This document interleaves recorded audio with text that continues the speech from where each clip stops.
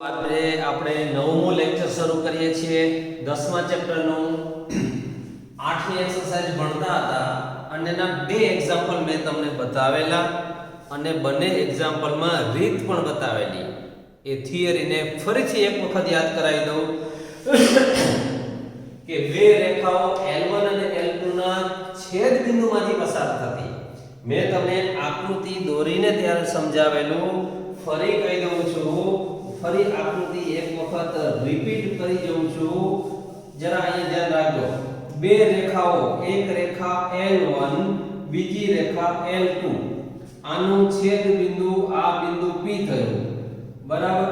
હવે એ બે રેખાના છેદ બિંદુમાંથી પસાર થતી કોઈ પણ રેખા હોય, મેં તમને બતાવેલી આ રેખા છે અથવા આ રેખા છે, આ રેખા છે, આ રેખા છે, આવી અસંખ્ય રેખાઓ પસાર થાય. આ રેખાનું સમીકરણ, આ રેખાનું સમીકરણ આ પહેલી રેખા L1 વત્તા લેમ્ડા વડે જોડી દઈએ પ્લસ લેમ્ડા * L2 બરાબર 0. તો આ બે રેખાઓ L1 અને L2 ના છેદ બિંદુમાંથી પસાર થતી કોઈ પણ રેખા દર્શાવે છે, એનું વ્યાપક સમીકરણ છે. એટલે આ સૂત્રનો ઉપયોગ આપણે હવે કરવાના છીએ. આમાં લેમ્ડાની અલગ અલગ કિંમતો મળે, એ કિંમતો મૂકો એટલે આના છેદ બિંદુમાંથી પસાર થતી તમામ રેખાઓ મળી જાય. તો હવે એનો ઉપયોગ કરીને કેટલાક વધુ એક્ઝામ્પલ જો મેં એક્ઝામ્પલ ગણવા માટેનું એક ફોર્મેટ બનાવેલ અને તમને બતાવ્યું છે. અહીંયા આ પહેલી રેખા, આ બીજી રેખા, આ બંને રેખાના છેદ બિંદુમાંથી પસાર થતી હોય એવી રેખા શોધવી છે. એટલે રેખા પહેલી અને બીજી ના છેદ બિંદુમાંથી પસાર થતી રેખાનું સમીકરણ L1 + લેમ્ડા L2 = 0 થાય. આ પહેલી રેખા એટલે જે હોય એની કિંમત મૂકી દેવાની. આ પહેલી રેખા વત્તા લેમ્ડા * બીજી રેખા = 0. આનું સાદુરૂપ આપીએ તો x વત્તા 3 લેમ્ડા x કોમન એટલે 1 + 3 લેમ્ડા. અહીંયા આવશે આ લેમ્ડા -7, કારણ કે આ 7 y એમાંથી y કોમન છે, આ લેમ્ડા y માંથી y કોમન છે, +5 -7 લેમ્ડા. આ રેખાનું સમીકરણ છે. તો આ L1 અને L2 ના છેદ બિંદુમાંથી પસાર થતી હોય એવી રેખાનું સમીકરણ મળ્યું. હવે આગળ વાંચો. આ રેખા y અક્ષને સમાંતર છે. તો આ રેખા કેવી છે એ અહીંયા આપેલું છે. લખો આ રેખા y અક્ષને સમાંતર છે. હવે y અક્ષને સમાંતર હોય એટલે શિરોલંબ હોય. એટલે શિરોલંબ હોય તો શિરોલંબ રેખાના સમીકરણમાં y નો સહગુણક 0 હોય. તેથી y નો સહગુણક બરાબર 0 થાય. આ સિદ્ધાંત આપણને ખબર હોવો જોઈએ. y નો સહગુણક એટલે લેમ્ડા -7 બરાબર 0.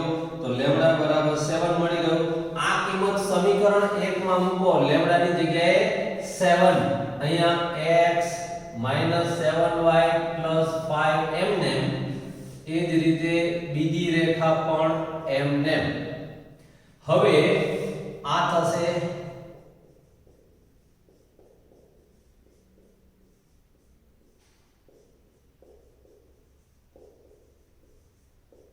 સાદું. આ 21 ને 1 એટલે 22x થશે અને આ 7 અને 7y ઉડી જશે. એટલે 49 માંથી 5 બાદ કરો એટલે આ 22x - 44 બરાબર 0. 22 વડે ભાગી દો એટલે x - 2 = 0. આ આપણો જવાબ થયો મિત્રો. જોઈ લો.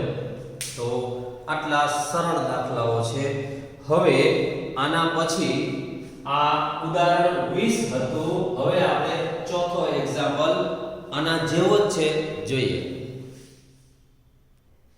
મિત્રો ચોથો એક્ઝામ્પલમાં હવે ત્રીજો દાખલો જો આ ચોથો છે સ્વાધ્યાય 10 નો છઠ્ઠો. આમાં રેખા પહેલી એની એ છે, બીજીમાં અહીંયા અચળ પદ નથી, આટલો જ ફરક છે. એટલે આગળના એક્ઝામ્પલમાં અહીંયા અચળ પદ નથી, એટલે આ અચળ પદ લેમ્ડા વાળું પદ જતું રહેશે. હવે તમે અહીંયા જરા ધ્યાનથી જુઓ તો આ રેખા પણ y અક્ષને સમાંતર છે, એટલે આ y નો સહગુણક 0, y નો સહગુણક 0 લીધો એટલે લેમ્ડા બરાબર 7 મળ્યા. 7 કિંમત અહીંયા મૂકી દીધી, અહીંયા એટલે 7 * 21 ને 1 22x થઈ ગયા, 7x 7x ઉડી ગયા અને +5 = 0. તો આ આપણો જવાબ થયો મિત્રો. તો આટલા સરળ દાખલા. હજુ આના પછીનો દાખલો પણ જોઈએ. બિલકુલ એના જેવો જ પાંચમો એક્ઝામ્પલ સ્વાધ્યાય 10.4 નો ત્રીજો છે. રેખાઓ L1 અને L2 ના છેદબિંદુમાંથી પસાર થતી, એટલે L1 રેખા સૂત્ર પ્રમાણે અહીંયા આવશે અને L2 રેખા સૂત્ર મુજબ અહીંયા આવશે. હવે આમાંથી x વાળા પદ કોમન, એટલે 2x + λx, આ 3y minus 5y લેમ્ડા, એટલે minus 5 લેમ્ડા y. અચળ પદ minus 4 minus 7 લેમ્ડા, આ અચળ પદ થયું. હવે આમાં જુઓ આ રેખાનો જેનો x અંતખંડ માઈનસ છે, એટલે આ રેખાનો x અંતઃખંડ -4 છે.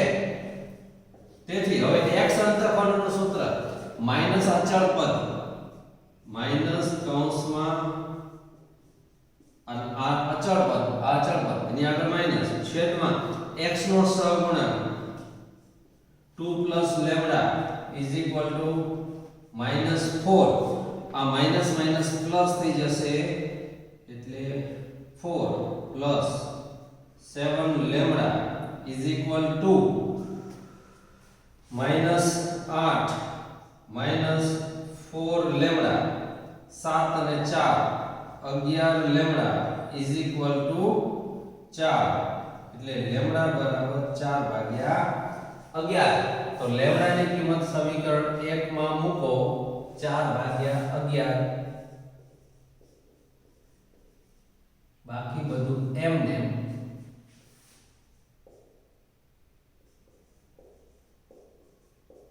હવે અને 11 વડે ગુણો,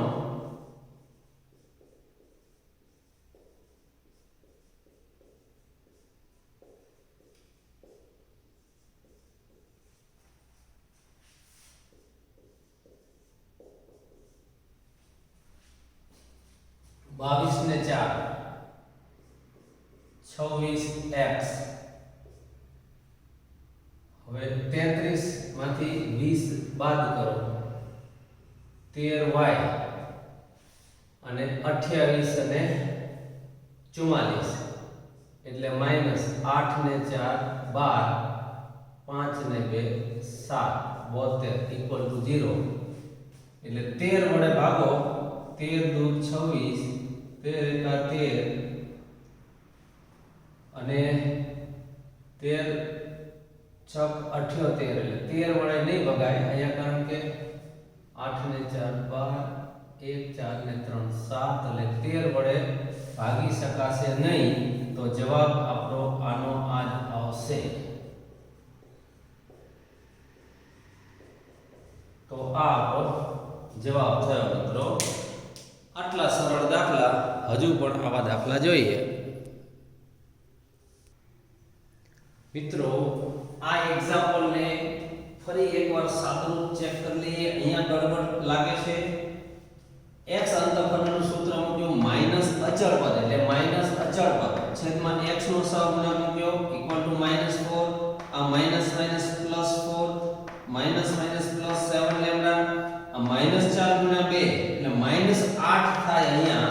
તો અહીંયા ગડબડ છે મિત્રો. અહીંયા -8 કરી દો, અહીંયા આવશે -8 અને -4 * લેમ્ડા એટલે -4 લેમ્ડા બરાબર છે. આ 4 અને 7 11 લેમ્ડા બરાબર -8 અને 4 ને જમણી બાજુ લઈ જાઓ તો 8 ને 4 12 એટલે -12 થશે એટલે આ લેમ્બડાની કિંમત આવશે -12/11 તો અહીંયા આવશે -12/11 આનો ગુણાકાર તો એનો જ આવશે પણ અહીંયા આવશે -12x 12 × 60 એટલે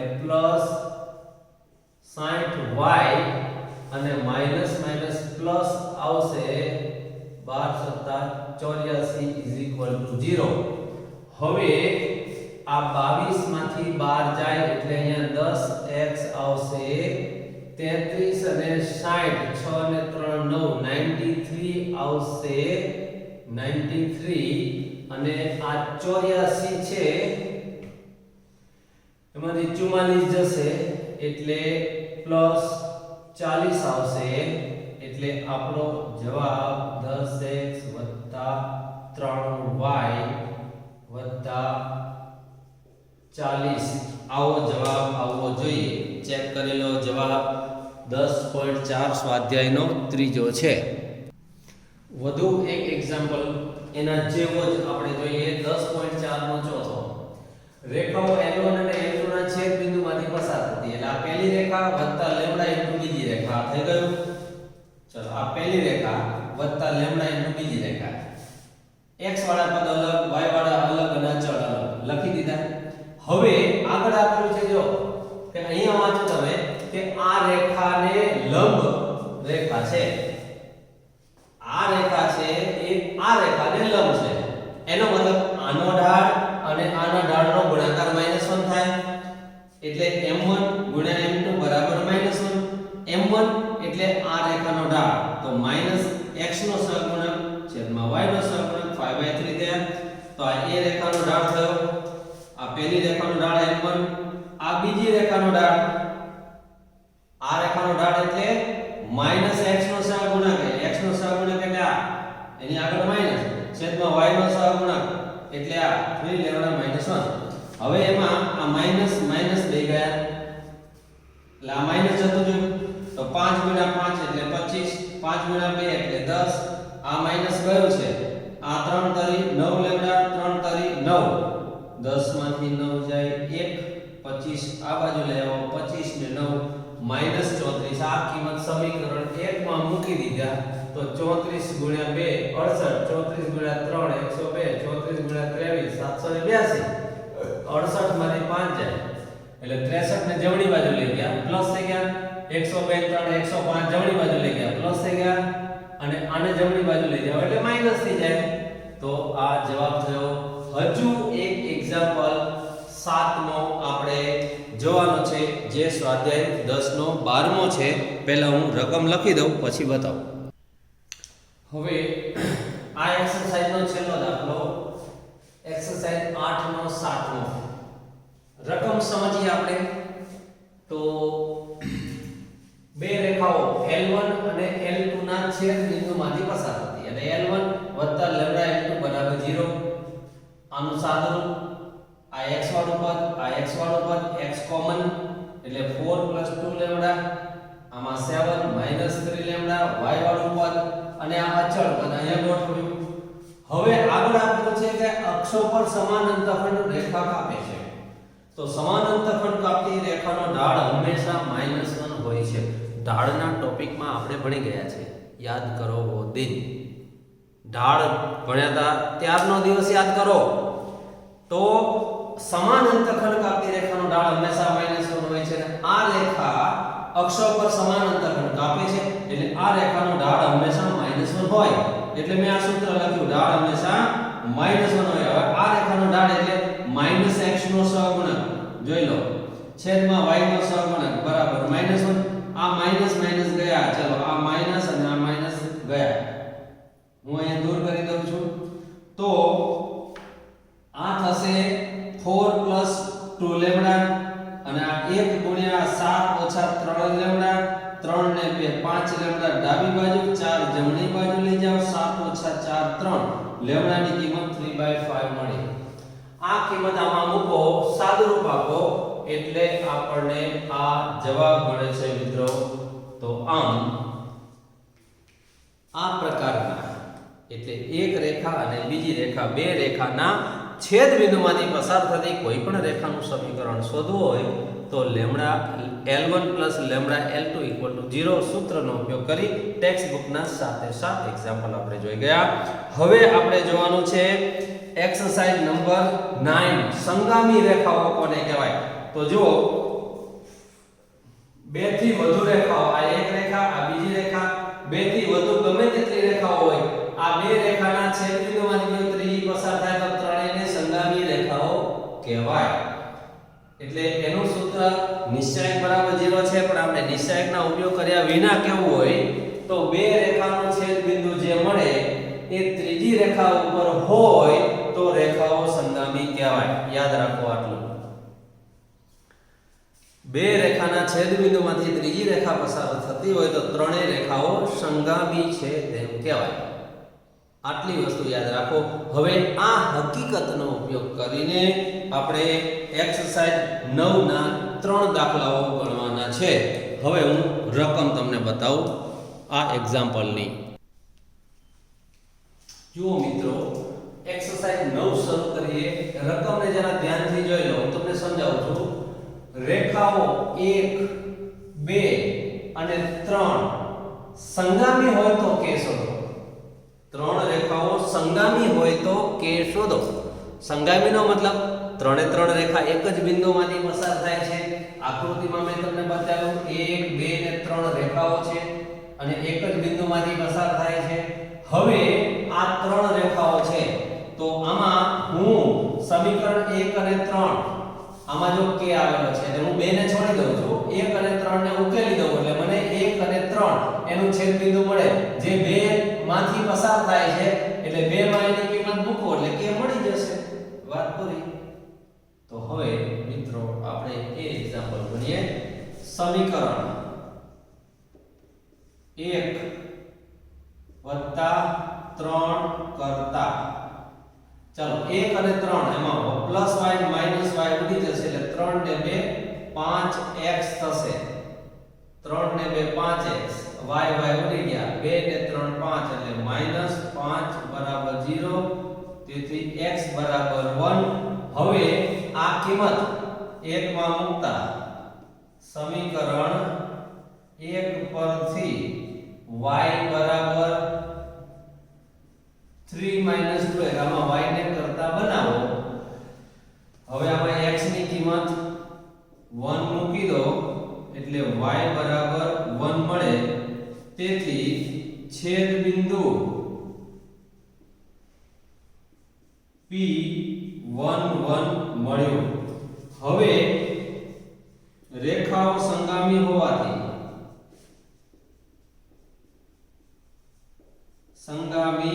હોવાથી આ કિંમત 2 માં મૂકો હોવાથી આ બિંદુ રેખા 2 નું સમાધાન કરે. રેખા 2 પર છે. 1 અને 3 નું છેદબિંદુ બીજી રેખા પર છે. તેથી બીજી રેખામાં કિંમત મૂકો તો 5 * 1 + k * 1 -3 = 0. તેથી k = 5 - 3 એટલે 2. જમણી બાજુ લઈ જાઓ એટલે -2. આમ k ની કિંમત -2 મળે છે. ચલો હવે હજુ એક વધુ એક્ઝામ્પલ આના જેવો જોઈએ. બિલકુલ આગળના દાખલા જેવો જ સ્વાધ્યાય 10 નો 9મો દાખલો છે. રેખા 1 2 અને 3 સંગામી હોય તો p ની કિંમત શોધો. આગળના દાખલામાં k હતો. આ પહેલી રેખા, બીજી અને ત્રીજી મેં અહીંયા લખેલી છે. આ બીજી એક્ઝામ્પલ રેખાની અંદર p આવેલો છે જે આપણે શોધવાનો હોવાથી પહેલી અને ત્રીજી રેખા હું ઉકેલું. હવે પહેલી અને ત્રીજી એટલે આ અને આને જુઓ. આ બેનો સરવાળો કરું તો +y - y ઉડી જાય. 3 ને 2 5x, આ 2 ને 3 5, 5 જમણી બાજુ લઈ જાઓ x = 1 મળે. આ કિંમત સમીકરણ 1. આ એક સમીકરણ છે. y બરાબર 2 ને જમણી બાજુ 2 3x થાય, x ની કિંમત 1 આમાં મૂકી દો, y ની કિંમત -1 અહીંયા મળે છે. હવે એટલે આપણને બિંદુ 1 1 મળ્યું. આ રેખાઓ સંગામી હોવાથી આ બિંદુ રેખા 2 પર પણ છે. તેથી 2 નેમાં p x ની જગ્યાએ 1 પ્લસ આ પ્લસ 2 y ની જગ્યાએ -1 -3 0 3 ને 2 5. તો આમ p બરાબર 5 મળે છે. હજુ પણ એક ત્રીજો દાખલો સંગામી રેખાનો આના જેવો જ છે, જે હવે આપણે જોઈશું. હવે જો ત્રીજો દાખલો સ્વાધ્યાય 10 નો એક્ઝામ્પલ છે. આ મોસ્ટ આઈએમપી દાખલો છે. મોસ્ટ આઈએમપી બિલકુલ આગળના બંને દાખલા જેવો, પણ સાદું રૂપમાં ખાસ ધ્યાન રાખજો મિત્રો. એટલા માટે ભલે થોડો સમય લાગે, વધુ વાર લાગે, તેમ છતાં પણ હું તમારી નજર સામે જ આખો દાખલાની ગણતરી બતાવું છું. હવે આ ત્રણ રેખાઓ 1 2 ને 3 સંગામી છે. 1 અને 2 ને આપણે ઉકેલ દઈએ, p ના આયામ શોધીએ. તો જુઓ સમીકરણ 1 અને 2 ને ઉકેલ, આમાંથી આ બાદ કરો એટલે આ 0 ઇક્વલ ટુ આમાંથી આ બાદ કરો m1 m2 x કોમન અને c1 c2. તો આના પરથી આપણને x મળશે. x બરાબર આ પદને જમણી બાજુ લઈ જાઓ, c2 c1 upon m1 m2. આ કિંમત 1 માં મૂકતા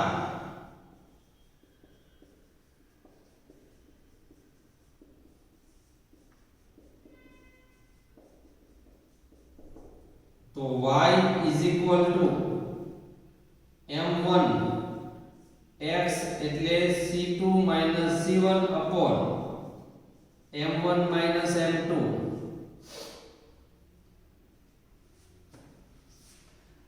પ્લસ c1. ચલો હવે આનો લસા લઈ લઉં છું. m1 c2 m1 c1 m1 c1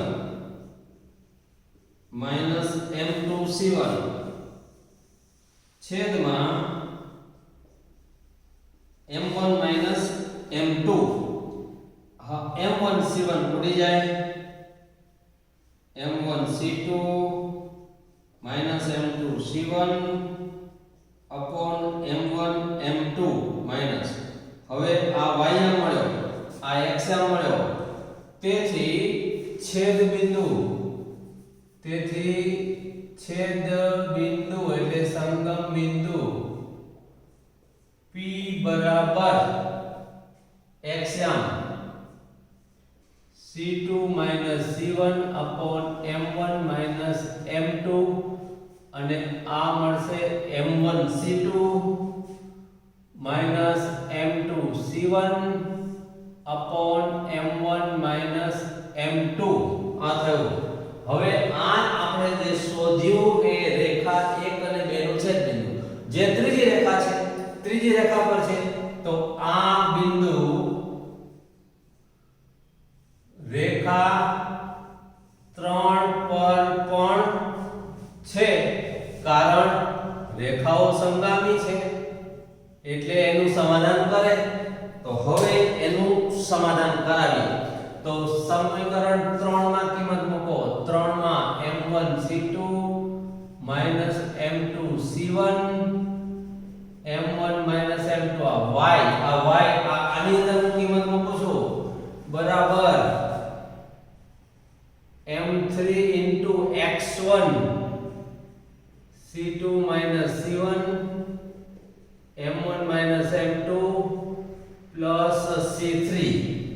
હવે લસા લઈ લઉં છું. બંને બાજુ m1 m2 ઉડી જશે.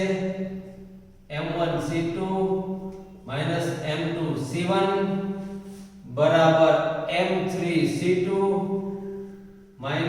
m3 c1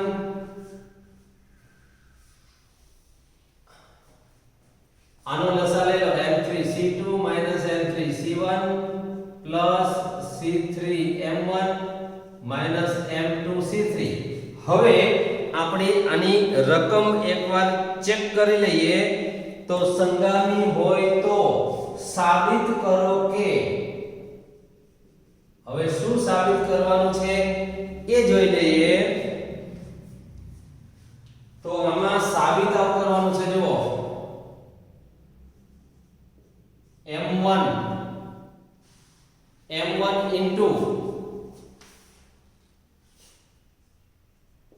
c2 minus c3 plus m2 c3 minus c1 plus m3 c1 minus c2 બરાબર 0 આવું સાબિત કરવાનું છે. હવે આ સાબિત કરવા માટે હવે આનું સાદું રૂપ આપીએ એને આપણે જોઈએ તો આ m1 વાળા પદ જે છે આ બેમાંથી m1 કોમન એટલે આ c2 c1 ચલો આ બે પદ થયા પ્લસ m2 વાળા પદ આમાંથી શોધી કાઢો, એક તો આ છે એક તો આ છે.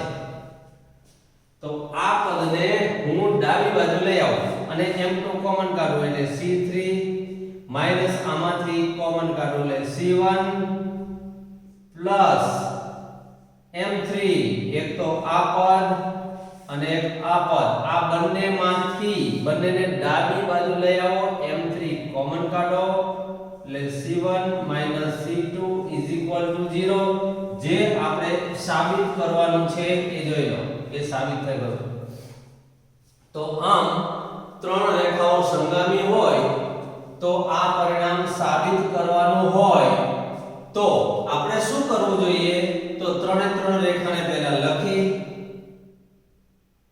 પહેલી બે રેખાનો ઉકેલ શોધ્યો એટલે એનું છેદ બિંદુ શોધ્યું, સમીકરણ 1 અને 2 ને ઉકેલી એટલે એનું છેદ બિંદુ મળ્યું. આ છેદ બિંદુ ત્રીજી રેખા પર છે એટલે ત્રીજી રેખાના સમીકરણમાં કિંમત મૂકી એટલે તેનું સમાધાન કરાવ્યું તો સાબિત થઈ ગયું. તો આ બિંદુ રેખા 3 પર પણ છે, અહીંયા એક ઉમેરવું હોય તો લખી દેજો y બરાબર m3x c3 એમાં x અને y ની કિંમત આપણે આ મૂકી, આ y અને આ x લસા લે સાદું રૂપ આપ્યું. That's all. આટલા સરળ દાખલા છે. મેથ્સ મજા કરવાનો વિષય છે મિત્રો, માટે મજા કરો. તો આ એક્સરસાઇઝ 9 આપણે કમ્પ્લીટ કરીએ છીએ અને હવે 10મી એક્સરસાઇઝ છે એ પ્રતિબિંબ શોધવાની છે. પ્રતિબિંબ કોને કહેવાય એ આપણે જોઈશું અને એવા એક્ઝામ્પલ ખૂબ અગત્યના દાખલાઓ છે. હવે આપણે એવા એક્ઝામ્પલ જોયું એક્સરસાઇઝ 10 માં જોઈશું. હવે આપણે એક્સરસાઇઝ 10 નો પહેલો દાખલો એટલે ઉદાહરણ 25 જોઈએ. રકમને સમજો એક રેખા સાદા અરીસાની જેમ કામ કરે છે. એટલે આ રેખા L છે એ સાદો અરીસો છે અને એની સામે તમે ઊભા છો તો તમારું પ્રતિબિંબ અહીંયા પડે. દેખીતી વસ્તુ છે તો આ રેખાની સામે બિંદુ છે તો બિંદુનું રેખાને અરીસો માની લો તો એનું પ્રતિબિંબ અહીંયા પડશે. એટલે આપણે પહેલું ધારી લીધું, ધારો કે બિંદુ P12 નું રેખા L આ અરીસો છે એને સાપેક્ષ પ્રતિબિંબ QAB છે, આનું પ્રતિબિંબ આ છે. તો હવે આ PQ રેખાખંડ લંબ L દોરો, એને લંબ દોર્યો, M PQ નું મધ્ય બિંદુ થશે. જોજો હવે આપણે L નો ઢાળ જોઈ લો. L નો ઢાળ -1/-3 એટલે 1/3.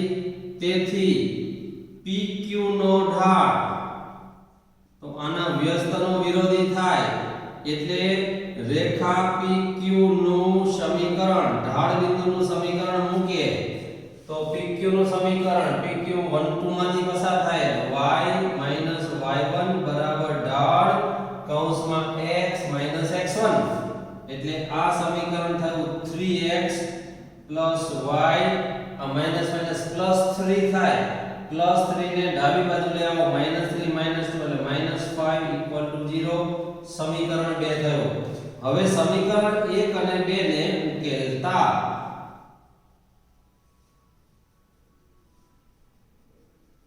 અને ઉકેલ તો આને ઉકેલવા માટે બંને સમીકરણ લખીએ તો આ પહેલું સમીકરણ છે, આ બીજું સમીકરણ છે, એટલે પહેલું સમીકરણ આ થયું x - 3y + 4 બરાબર 0.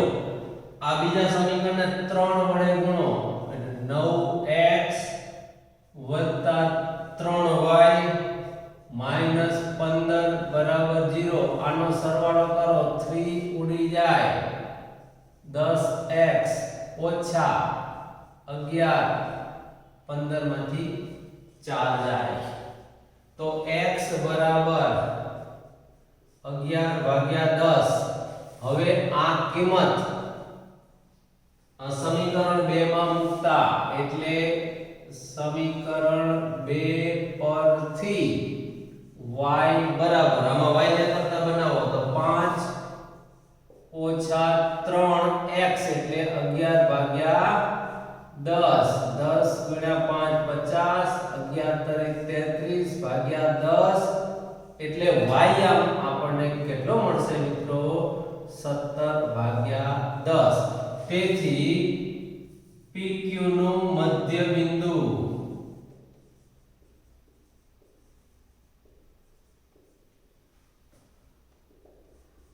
m બરાબર 11/10 17/10. હવે PQ ના મધ્ય બિંદુનું સૂત્ર મૂકો એટલે xm નો સરવાળો ભાગ્યા 2 ym નો સરવાળો ભાગ્યા 2 ઇક્વલ ટુ 11/10 17/10 એટલે a+1/2 બરાબર 11/10 અને એ જ રીતે b+2/2 બરાબર 17/10 એટલે a બરાબર 11 * 22/10 -1 એટલે આ 10 આમાંથી જશે 22 માંથી 10 જશે એટલે 12/10 એટલે આ મળશે 6/5 એ બરાબર મળ્યા. અને એ જ રીતે b = આ 17 * 34/10 -2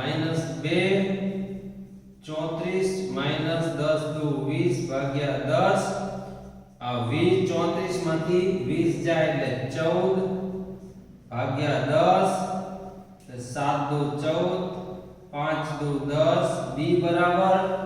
તેથી પ્રતિબિંબ q બરાબર a એટલે 6/5 આ 7/5 આ આપણને પ્રતિબિંબ મળે છે. મિત્રો જોઈ લો, જરા ધ્યાનથી જુઓ તો આ આપણને પ્રતિબિંબ મળ્યું.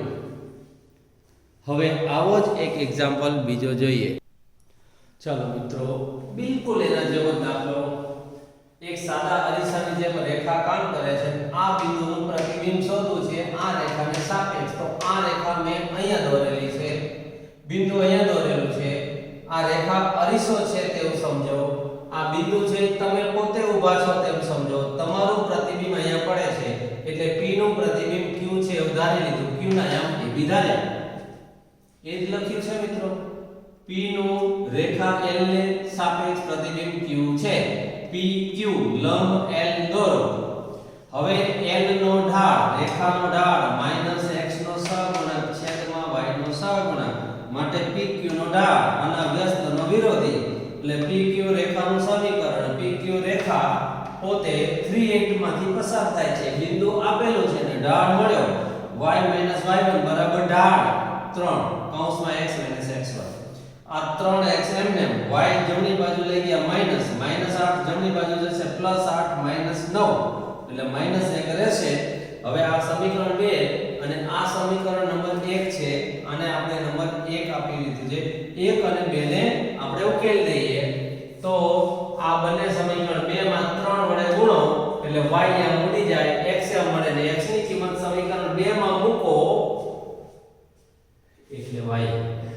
PQ નું મધ્ય બિંદુ M છે, મધ્ય બિંદુનું સૂત્ર મૂકો, સામસામે યામ સરખાવી દો એટલે AB મળે એટલે પ્રતિબિંબ Q ના યામ -1,4 મળશે.